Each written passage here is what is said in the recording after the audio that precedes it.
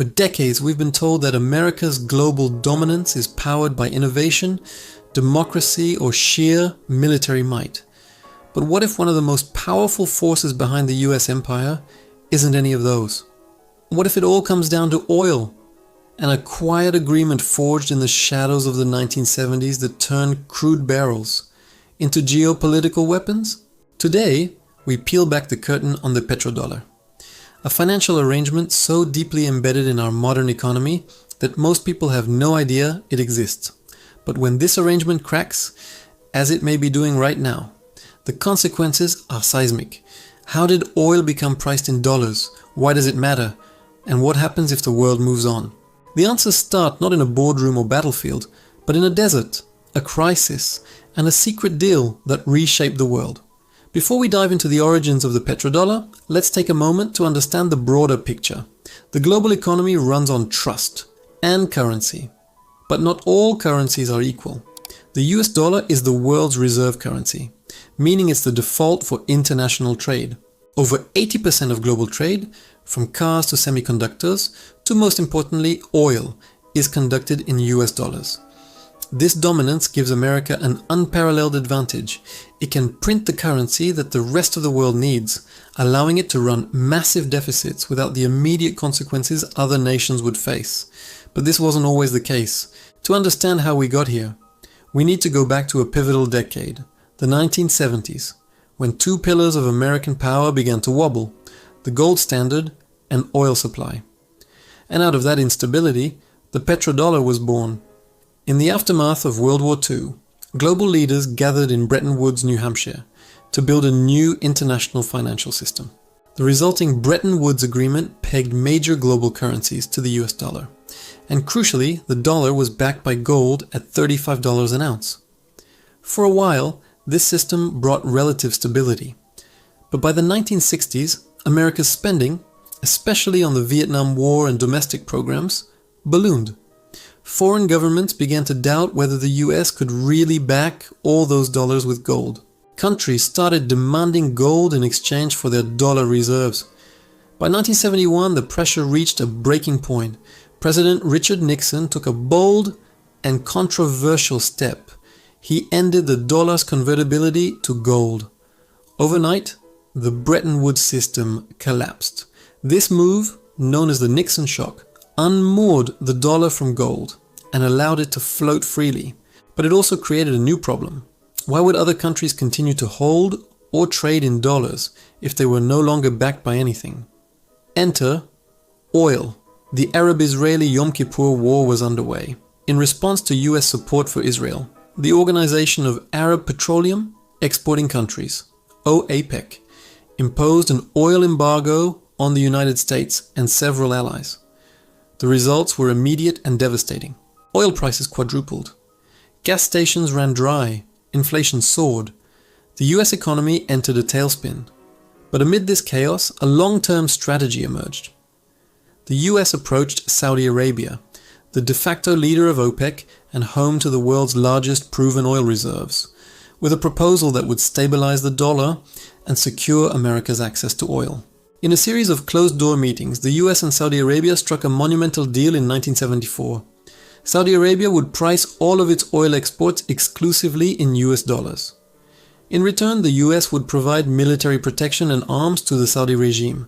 The Saudis would reinvest their surplus oil revenues, or petrodollars, into US Treasury securities and other American assets. This arrangement was quietly extended to other OPEC members, and just like that, the petrodollar system was born. The implications of the petrodollar system were vast, because oil is the lifeblood of modern economies, and now priced exclusively in dollars, every country needed to stockpile US dollars to buy energy. This created a constant demand for dollars, which in turn increased their value and reinforced America's financial dominance. Here's what this meant in practice. The US could run trade deficits, importing more than it exported, without crashing its currency. Countries would accept dollars in trade because they needed them to buy oil. Foreign countries recycled dollars back into the US by purchasing treasury bonds. This helped finance US government spending and keep interest rates low. global financial markets deepened as oil-rich nations plowed their profits into Western banks and markets, especially in London and New York. This wasn't just an economic arrangement, it was a geopolitical one. By anchoring the world's most vital commodity to its currency, the United States ensured the dollar's supremacy and its role as global hegemon. But this setup came with an expiration date. For decades, the petrodollar system held firm. But under the surface, cracks began to form. In the early 2000s, countries like Iraq, Iran, and Venezuela began to question the dominance of the dollar. Saddam Hussein even attempted to sell oil in euros in 2000. Iran launched an oil bourse to price crude in other currencies. Venezuela, under Hugo Chavez, floated similar ideas. All three countries would soon find themselves in direct conflict with US foreign policy. But more recently, a more dangerous challenge has emerged. One not from small, oil-rich nations, but from America's greatest geopolitical rival, China. In 2018, China launched its own crude oil futures contract, denominated in yuan, known as the petro-yuan. While still a small slice of global oil trade, it marked a significant step toward de-dollarization. At the same time, tensions between Saudi Arabia and the US began to rise, especially over human rights issues and shifting global alliances. In 2022, reports emerged that Saudi Arabia was considering accepting yuan for oil sales to China.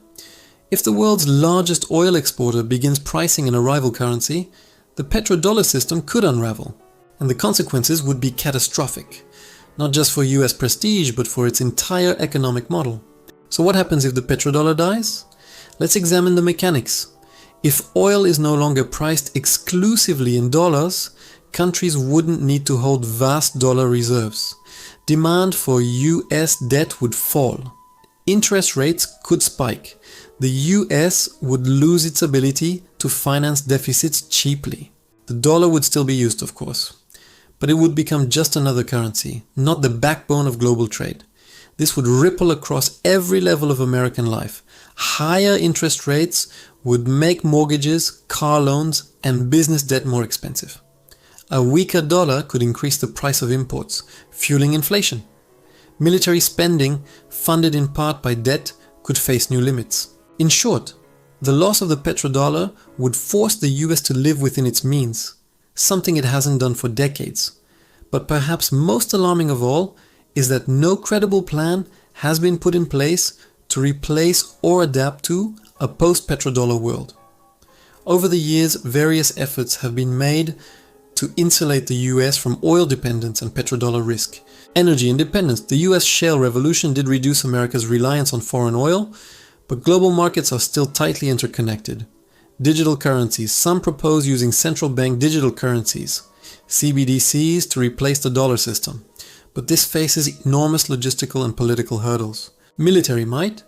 The US has often used force to maintain oil excess, but this strategy carries high costs and diminishing returns in an age of multipolar geopolitics.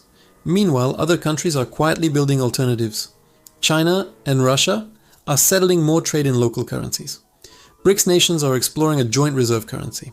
Even European and Middle Eastern powers are hedging their bets. These moves aren't just financial. They're strategic, aimed at breaking the dollar's grip on global trade, and the shift may already be underway. Consider this. In 2000, nearly 80% of global foreign exchange reserves were held in US dollars.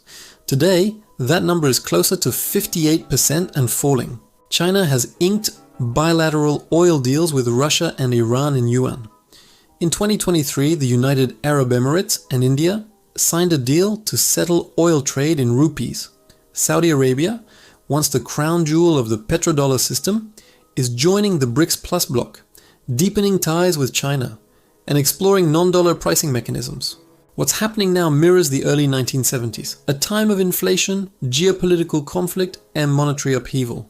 Except now, the roles are reversed. The US isn't crafting a new system, it's clinging to an old one. And when you look at the charts, the writing is on the wall. The US national debt has surpassed $33 trillion.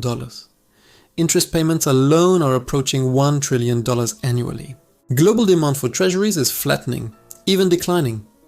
Without the petrodollar, The financial scaffolding that has propped up the US economy for decades begins to collapse. 3 takeaways. The petrodollar is not just about oil, it's about power. The system was a masterstroke of economic and geopolitical strategy. It extended American influence far beyond its borders, allowing the US to export its currency and import real goods and services. Dollar dominance is no longer assured. For the first time in half a century, credible alternatives to the dollar are emerging. They may not replace it overnight, but the erosion has begun. No empire lasts forever. Rome had its roads, Britain had its navy, and the US has the dollar. All dominant systems face decline when they rest on unsustainable assumptions. A warning, the next shock, may already be here. Most people didn't see the collapse of Bretton Woods coming. They didn't expect the 1973 oil embargo, or the 2008 financial crisis, or the rise of China. We may be living through another slow-motion shock right now, the unwinding of the petrodollar order.